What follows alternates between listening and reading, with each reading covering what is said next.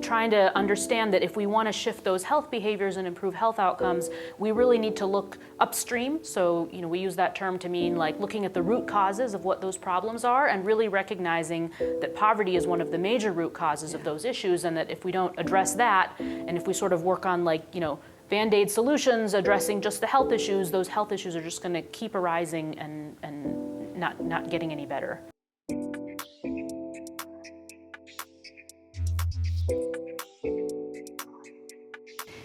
You're listening to the Health Disparities podcast from Movement is Life, being recorded live and in person at Movement is Life's annual Health Equity Summit.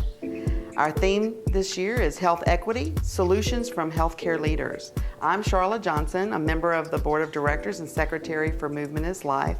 I'm also a registered nurse. I am the Director of Clinical Information Systems and Nursing Informatics. I'm certified in both orthopedics and in nursing informatics. And happy to be here today. In today's episode, we're going to take a close look at evidence-based policies to alleviate poverty and achieve health equity. Our guest today is Dr. Rita Hamad, a social epidemiologist, family physician. She is the Associate Professor of Harvard School of Public Health and the Director of Social Policies for Health Equity Research Center at the Harvard School of Public Health. Dr. Hamad, thanks for being here. Thanks so much for having me. Yes. Tell us a little bit about yourself and how is it that you came to focus on poverty alleviation in your work on health equity? Yeah, so I think the moment that really crystallized it for me was an internship I was doing right out of college. I happened to get very lucky and had an internship at the World Health Organization, actually, in Geneva. And at that point, they were doing a lot of work on HIV/AIDS. And I was sort of like right out of college, didn't really know what I was going to do with my life. But the more I learned as part of that internship about the struggles faced by people with that chronic disease and other chronic diseases, it sort of really felt that a lot of the conditions that they were dealing with were rooted in their own experiences with poverty. They were unable to, really deal with their health issues because of the social and economic challenges they were dealing with. And I think at some point it just sort of clicked with me and resonated with my own childhood. So I, arrived in the U.S. as an immigrant when I was much younger, and I actually, my family was on a lot of the social safety net programs that I now study, that we, had food stamps, and I remember standing in line with my mom while she redeemed them at the grocery store, and that I saw in the stories about people with HIV that I was learning about the same struggles that I experienced as a kid, and I think that sort of drove me to want to study those issues. So then I, soon after that internship, I ended up going to medical school to learn more about health and health equity, and then ended up getting a PhD in epidemiology to really understand the drivers of health equity with a focus on those social and economic drivers. And that sort of, eventually led me down the path that I'm on today. Awesome. I know in one of our conversations earlier, you mentioned about kind of like a mentor or someone that you looked up to, and we had her as a speaker yesterday around the weathering. And so it's interesting in your childhood experiences and all these connections have led you to a place of passion to be able to actually bring solutions in a big, broad way. So very interesting. Thank you. So you're a physician and a social epidemiologist and studying the impacts of social and economic policies on people's health. So what kinds of research questions are you focused on right now? Yeah, so a lot of my research questions are inspired by people like yesterday's speaker, Arlene Geronimus, and others in the field of social epidemiology and social sciences, where people for really decades, if not longer, have recognized that, economic issues like poverty are really closely tied to health equity. And as I, proceeded through my training, I felt like I didn't just want to study those disparities. I wanted to study solutions to those disparities, and not just solutions sort of in like one-on-one clinical settings, but really these population level solutions that could address disparities at the population level to really have a more upstream impact on health. And so that's sort of what drove me to the research questions that I focus on now. which is trying to understand the impacts of these U.S. poverty policies, ones that focus on increasing people's income, on improving their nutrition, improving housing, addressing school segregation, which we also know is a determinant of health inequities. And so my research is focused on understanding how those policies impact health and also places where they fall short. How can we be making these policies better? Who are they working for and not working for? What are sort of the implementation challenges to really make sure that the research is informing actual action by either policymakers or community members? Wonderful. So you talk about that actionable evidence to inform the policy making, and you kind of talked this morning around the cell to society framework. So that pathway, that linkage, of these policies to kind of reduce poverty and improve health equity. What kind of framework, or kind of share those experiences that your team has? Yeah. One thing that we try to focus on is not just looking at health inequities and sort of putting the blame on the person themselves for not behaving properly, for not, exercising more and not eating the right things and smoking or drinking or all of those things. We try to understand what are the root causes of those behaviors, and thinking about how a lot of times people are sort of trapped in situations where they really don't have a lot of flexibility in their decision making. Maybe they're not exercising right and eating right because they live in a low-income neighborhood where there's no sidewalks and no green spaces or no grocery stores. They live in food deserts, or they're stressed by their economic situations, and so we know that people who have that chronic stress have less cognitive bandwidth to make good decisions about smoking and alcohol and other things like that.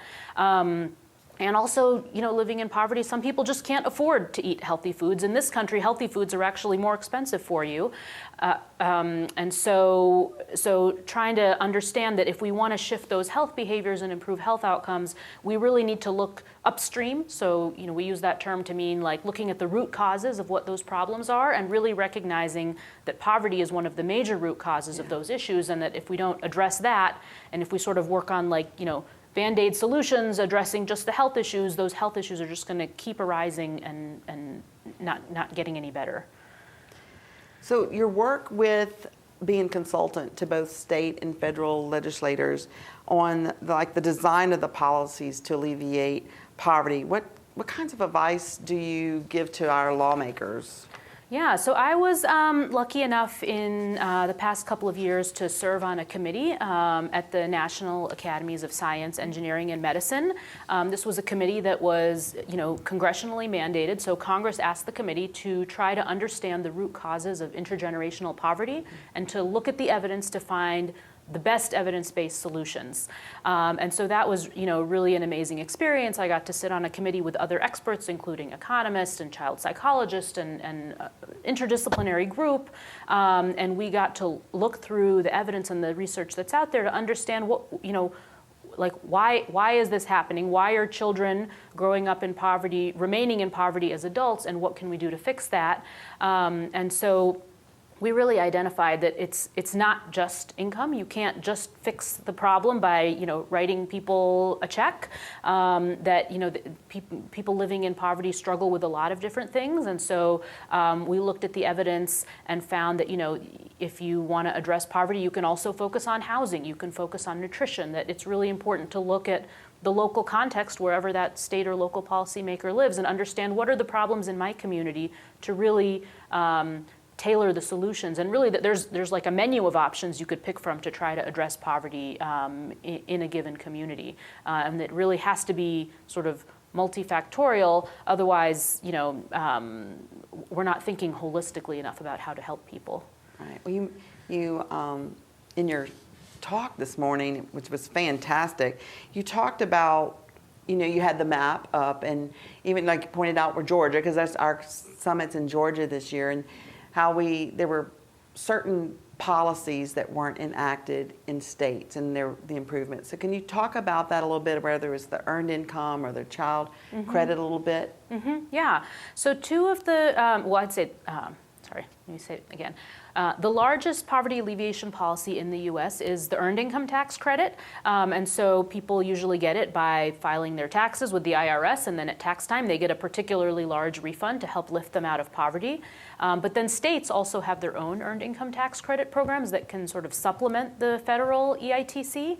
And so what's interesting is that not all states have added their own EITC. About half of them have, and it really is a group of states, across the political spectrum, showing that poverty alleviation really is a bipartisan issue.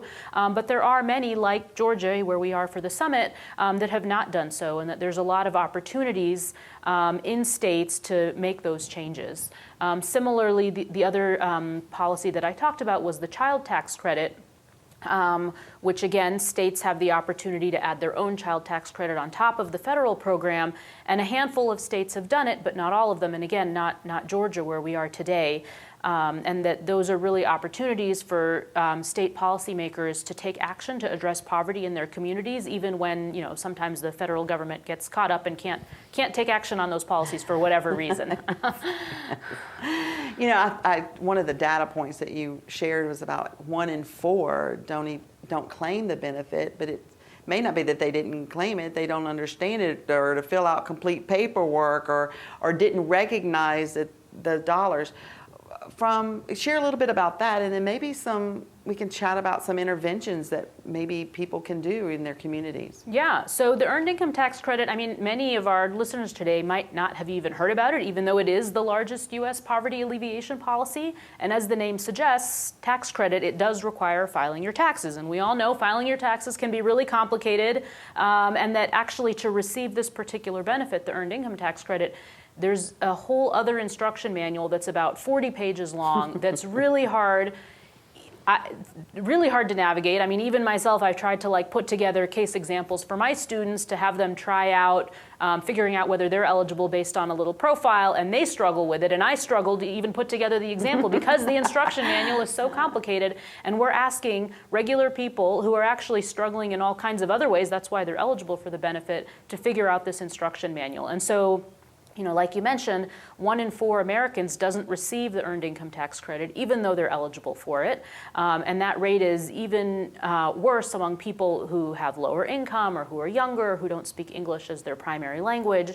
And so there's a lot of opportunities to increase awareness of this program, but not just awareness, because it is just so complicated to even do the paperwork, to really meet people where they're at and try to figure out what are the concrete solutions to get people the help they need, referral to tax prep services or other social service organizations, to really address poverty by just taking the money that's already on the table waiting for them. Right.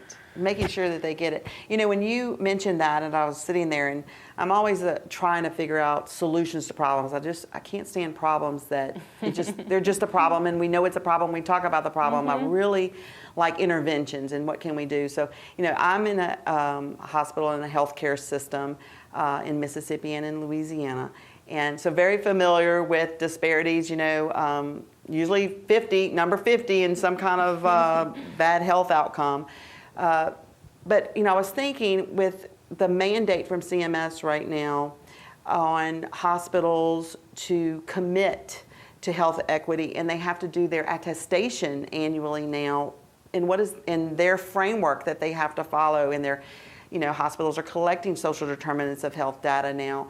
I do, after hearing this piece of solution, which is why I kind of wanted to bring it into our podcast and our time together, to an actionable thing that I think hospital administrators and those in this space can do for their own workforce. Because even within our hospital's workforce, we know that there are people who are still in the poverty level, even though they're working a full-time job.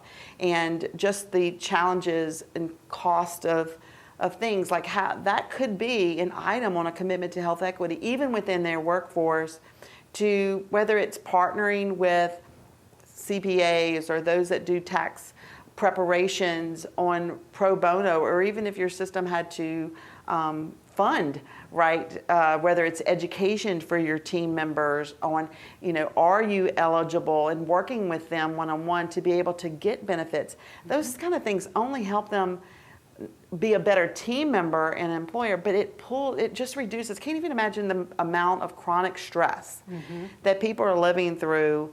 They're having to make decisions around housing, and am I going to lose a subsidy, and am I going to lose this earned income tax credit, or am I going to lose this child credit, and just some of the hoops and barriers that they are having to walk through that, I may have never walked through or experienced because I didn't have to take that. One of the things also in your talk, and I'd like you to expand on it, around the challenges around like WIC, and when they may lose that, and what people are going through. Can you talk a little bit about that? Yeah. So we were talking about how for the earned income tax credit, about 1 in 4 people who are eligible don't get that benefit. That rate of take-up is even worse for some of the other social safety net programs out there. So you mentioned WIC, which is the Special Supplemental Nutrition Program for Women, Infants, and Children. And that is a program that provides nutrition and breastfeeding counseling to pregnant and postpartum women and kids under 5. And we know that, take-up is decent for infants, kids under 1, it's about 78%. But then for pregnant women, take-up is only 43%. And then once you get to 4-year-old kids, take-up is only 25%. So that means only 1 in 4 kids who's eligible for the benefit is actually receiving it. And for WIC also, we know that families have to recertify each time to continue to receive the benefit, and it's just very challenging in contexts where they also need to show up for work every day to make enough income to perhaps qualify for some of the other safety net benefits that they're eligible for, and that it's really hard for families to keep track of all of these safety net benefits, each of which has its own application, each of which has its own criteria, each of which has its own paperwork you have to submit to show that you qualify, and that, you and I were joking that doctors and healthcare systems are really good at filling out paperwork and forms. That's what I remember when I was practicing as a family physician. I felt like that's what I did a lot of the time. And so there's an opportunity there to help our patients have better health by helping them claim these benefits that, that we're just sort of doing sometimes our job of the middleman of helping connect people to the benefits that they're eligible for. And you're totally right that that's true of a lot of the employees in healthcare settings. We know that a lot of people who live below the poverty line are working full-time jobs, and that employers, by helping their employees be more secure, are really improving their own workforce, and and employees can often then feel appreciation, and you can sort of lower the turnover there of the employee workforce. So I think there's a lot of opportunities for healthcare organizations to be those anchor institutions in their community to really improve well-being and fulfill their missions. Absolutely.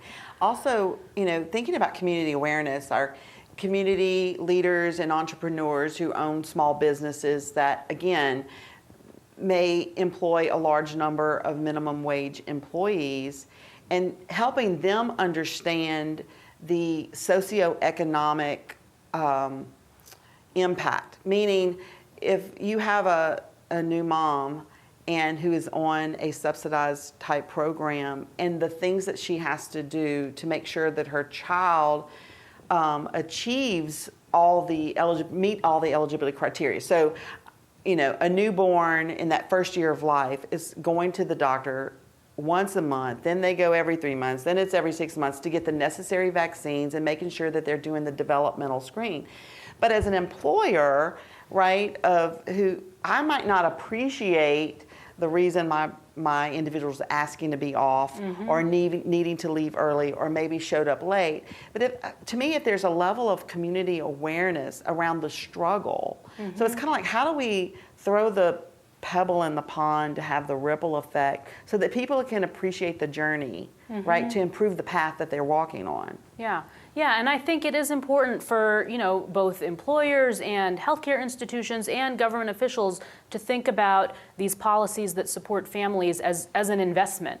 So for example, one possible solution for the scenario you describe where somebody's having to take off to take their kid to the doctor for the recommended appointments is to offer paid leave to employees. And a lot of people are thinking only of the short-term cost of that. Oh, I'm gonna, that employee's gonna be gone, I'm paying their salary when they're not here. But, research clearly shows the long-term benefits of paid leave, that in a lot of cases it actually keeps employees longer, that it encourages people to stick with that employer, again, reducing turnover, makes employees healthier. So thinking of that long-term investment in employees, in patients, in just members of our community, it really changes the story about, just short-term thinking to really long-term thinking. Right. Thank you so much for that added piece. Shifting back to policymakers, what are some things you think policymakers are maybe what they get most wrong when it comes to trying to alleviate poverty? Yeah, I think one of the biggest issues with the social safety net in our country is how many of the benefits are contingent on working, and that policymakers really have that lens that in order to help lift people out of poverty, we have to only give benefits to people in the workforce to sort of encourage them to stay working. And I think that for the most part, that's a good idea, but what it leaves behind is the people who aren't able to work, who are either too sick to work, or they live in a community where there's not a lot of good paying jobs, or they're taking care of a sick family member. And so those most vulnerable people in our communities are actually not eligible for the majority of the social safety net programs out there, be it the income support programs or the nutrition support programs. And I think that's a big hole in our safety net, and that policymakers often aren't thinking about those people. They're so worried that if they offer benefits with no strings attached, that everyone's gonna quit their jobs and just to receive these benefits. And just to be clear, these benefits really aren't generous enough that you could live off of them without also working. And so what it does is it leaves these gaps for these families. And in particular, when we think about the children in these families, they have no control over whether their parent is working or what sort of family they're born into, and so it really, sets kids up for this intergenerational transmission of poverty and disadvantage. And so I think that's the main gap in the safety net in our country that needs to be addressed. So how have we in the past informed our policymakers who are making these level of decisions that serve on these type of committees? Is there any type of formal, kind of hey, here's an orientation before you start making a decision? What do we do to help broaden their lens? Yeah, so there's my role as an academic, which is that whenever I do research studies that I think have that sort of impact, the potential impact on policy, my job is to sort of develop the research briefs and try to get them to either the policymakers or the nonprofit organizations that can carry that message.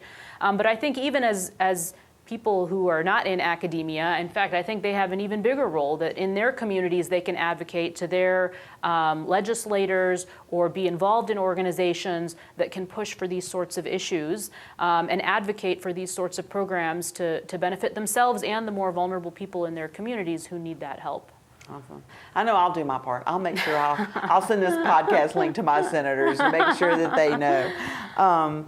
So for folks working in healthcare and who have grown convinced that poverty alleviation is a critical piece of promoting health equity in their communities, what advice do you have for them regarding how to start working for change? Yeah.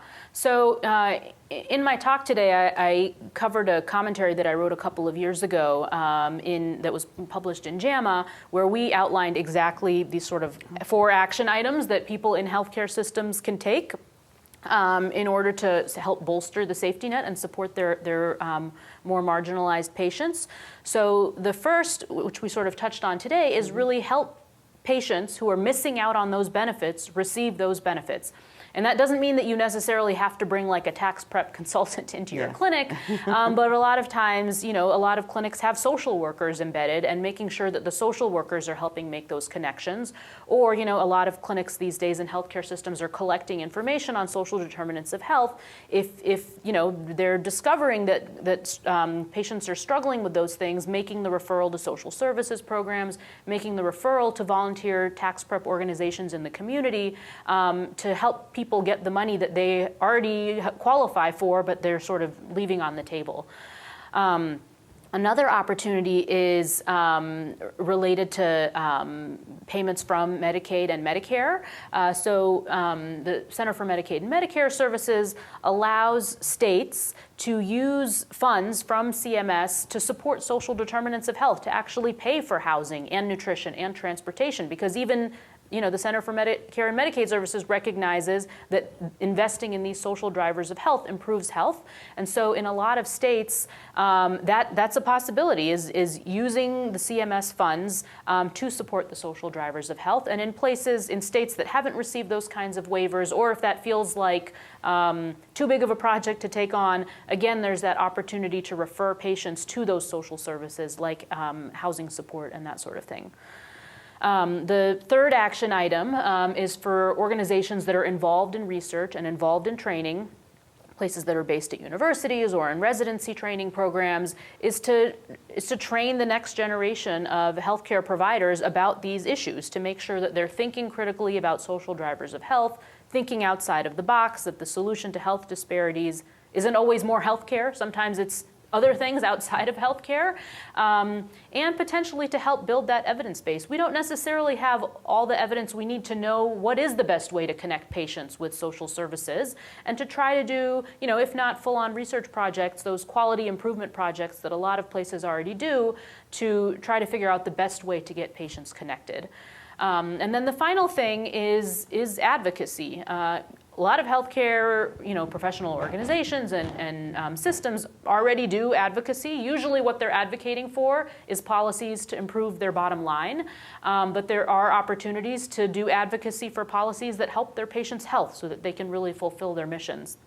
And one example I gave during my talk today was the American Medical Association. They released a press release within the last couple of years that was advocating for increasing the minimum wage to keep up with inflation. And I think historically people would have not predicted that the AMA would be advocating for minimum wage policy. But I think there is that deeper recognition now that investing in social drivers of health is going to improve health. And that's why a lot of us went into this field, to become healthcare providers. Yes. Yeah, change agents too, right? Yeah, That's it. Exactly. Yeah, I think, with CMS's mandate, and then we have other agencies like the Joint Commission, et cetera, that have the social drivers of health, or the health equity lens that says, hey, this is what we want you to do. You got to do a framework. You got to do an attestation. You got to devote leadership to it and the challenge. So I think the fact that now we're measuring it within our own community, right? We've always done things like the community health needs assessments and really looked at these issues, but now we're kind of peeling the onion back and looking at the patients that we serve.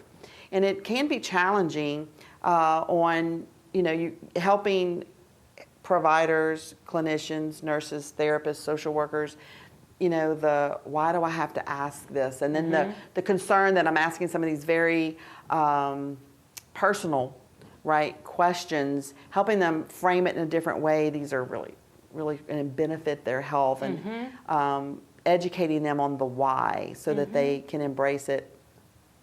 But the linkage, that closed loop referral, I think can be the most challenging. So again, understanding your community, the resources, Exactly. I know some hospitals are having to invest in using third-party vendors just to be able to do a closed loop or find those resources to connect. So I know it's a challenge, but I know once we kind of spotlight it, then we know we can do something, right? It's when something's in the dark. Yeah. When something's hidden, that's when we can't do anything about it. But I think when we start spotlighting and showing the problem, and then people can use their empathy and go, wait, this is inequity, and we can do something better. I think that's when we can really see the change. So, sometimes we don't like some agency telling us that we have to do something, but sometimes it is necessary for us to do the right thing. The policy making that you do, and the leadership you're leading there, is really an upstream, which is so important. And I think where we catch the ball is so downstream, right? So can we just talk a little bit more about upstream actions, and then so that as we tie it all together and wrap up, are there final words around really making these upstream actionable items? Yeah, no, totally. I mean, I think that, when we talk about health inequities, we need the sort of downstream solution in clinical settings, meeting people where they're at in terms of improving their health through healthcare interventions. But we also need to think about upstream, again, those root causes, addressing poverty through larger policies at government levels, either state or federal government. And I think one thing that gives me hope is that we know a lot of those solutions. So for example, during the pandemic, it was really kind of amazing to see how policymakers reached across the aisle, had these huge expansions to the safety net, to increase the generosity of nutrition programs, to improve income supports, to make people's housing more secure. In that crisis moment, people got it done, and they made changes to the safety net that I think many of us studying the safety net would have thought wouldn't have been possible for decades, if ever.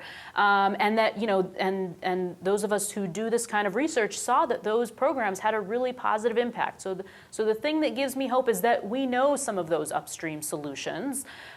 We just have to find the political will as a country to make those changes. And that, part of that is on policymakers, but part of that is also on, us as constituents advocating for those changes with those who represent us to make sure that we are focusing in our communities, but also upstream so that these challenges are sort of addressed on a more population level even. Wonderful. And that is the wrap up. I thank you so much for just pulling it all together and ending in advocacy, because that allows every one of the listeners here to really understand what their individual role is. And now that we've spotlighted the challenges and the problems, and then what are the upstream and the downstream solutions, I just want to thank you again for sharing your expertise and your passion with us today. Yeah, thank you so much for having me. Thanks. You can find links to more information about Dr. Hamad and her work on poverty alleviation and health equity at the link in our show notes. And that brings us to the end of another episode of the Health Disparities podcast from Movement is Life. And I'm Dr. Charla Johnson. Until next time, be safe and be well.